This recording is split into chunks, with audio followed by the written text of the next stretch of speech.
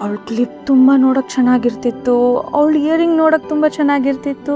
ಹಾಗೆ ಅವಳು ನೋಡೋದಕ್ಕೆ ಸೇಮ್ ಟು ಸೇಮ್ ನಿನ್ನ ಥರನೇ ಕ್ಯೂಟಾಗಿರ್ತಿದ್ಲು.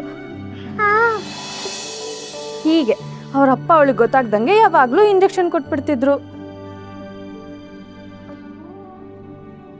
ಆಮೇಲೆ ನಿಮ್ಮ ಫ್ರೆಂಡಿಗೆ ಏನಾಯ್ತು?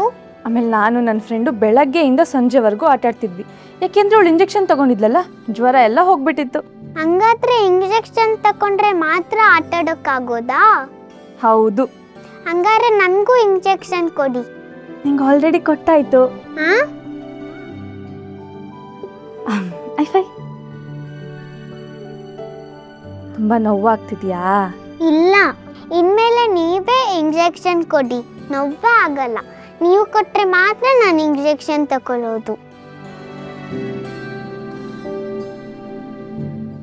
ಸರಿ, ಆದರೆ ನೀನು ಇನ್ಮೇಲೆ ಇಂಜೆಕ್ಷನ್ ತಗೊಳ್ಳುವಾಗ ಹೆದರ್ಕೋಬಾರ್ದು, ಸರಿನಾ?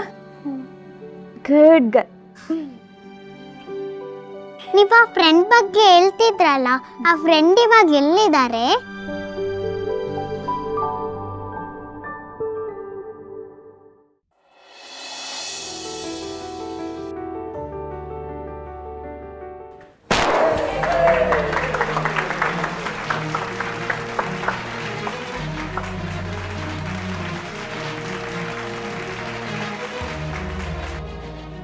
ಏನಿವತ್ತು ಈ ತರ ಸೆಲೆಬ್ರೇಟ್ ಮಾಡ್ತಿದ್ದೀರಾ?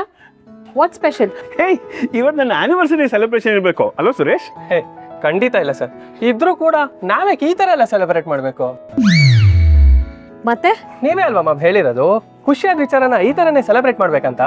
ಖುಷಿಯಾದ ವಿಚಾರಣ ಏನದು? ಚಿರಾಗ್ ಸರ್ ಡಿಸೈನ್ ಮಾಡಿ ಕಳಿಸಿರೋ ವೆಸ್ಟರ್ನ್ ಡ್ರೆಸ್ಗೆ ಸ್ಪಾನ್ಸರ್ ಸಿಕ್ಕಿದ್ದಾರೆ.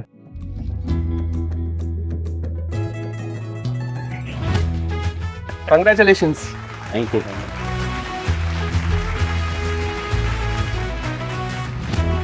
ಕಂಗ್ರ್ಯಾಚುಲೇಷನ್ಸ್ ಚಿರಾಗ್.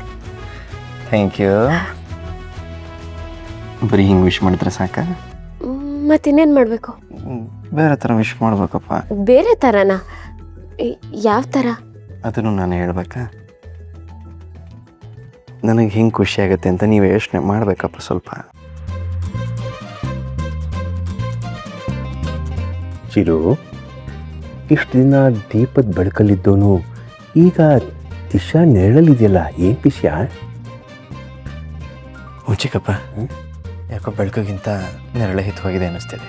ಅಯ್ಯೋ, ಎಂಥ ಒಳ್ಳೆ ಮಾತು ಹೇಳಿದೆ ಕಣೋ. ನೋಡು, ನಿನ್ನ ಮಾತು ಕೇಳಿ ನನಗೆ ಸುಕ್ಕಕ್ಕೆ ಫೋನ್ ಮಾಡಬೇಕು ಅಂತ ಆಸೆ ಆಯಿತು. ಬಂದಿರು, ಮಾಡ್ಬಿಟ್ಟು ಬರ್ತೀನಿ.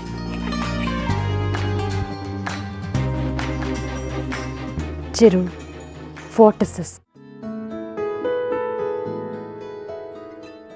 ಸರ್, ನಿಮ್ಮ ಡಿಸೈನ್ನ ಓಕೆ ಮಾಡಿರೋ ಕಂಪನಿಯವರು ಇಮಿಡಿಯೇಟ್ ಆಗಿ ಆ ಡಿಸೈನ್ನ ಲಾಂಚ್ ಮಾಡಕ್ಕೆ ಹೇಳ್ತಾ ಇದ್ದಾರೆ. ಹೌದಾ? ಇಷ್ಟೊಂದು ಅರ್ಜೆಂಟ್ ಮಾಡಿದ್ರೆ ಹೇಗೆ? ಸೌಂದರ್ಯ, ಆಪರ್ಚುನಿಟೀಸ್ ಬಂದಾಗ ಯಾಕೆ ಏನು ಅಂತ ಕೇಳಬಾರ್ದು. ಅವಶ್ಯಕತೆ ಇರೋದು ನಮಗೆ. ಸೊ ಅವ್ರಿಗೆ ಇಮಿಡಿಯೇಟಾಗಿ ಬೇಕು ಅಂದರೆ ಅದನ್ನು ಮಾಡಿಕೊಡ್ರೋಣ.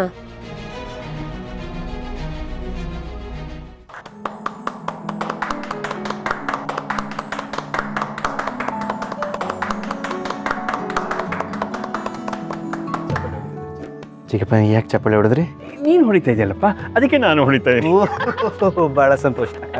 ದಿಶಾ, ಪರ್ಫೆಕ್ಟಾಗಿ ಹೇಳಿದ್ರಿ.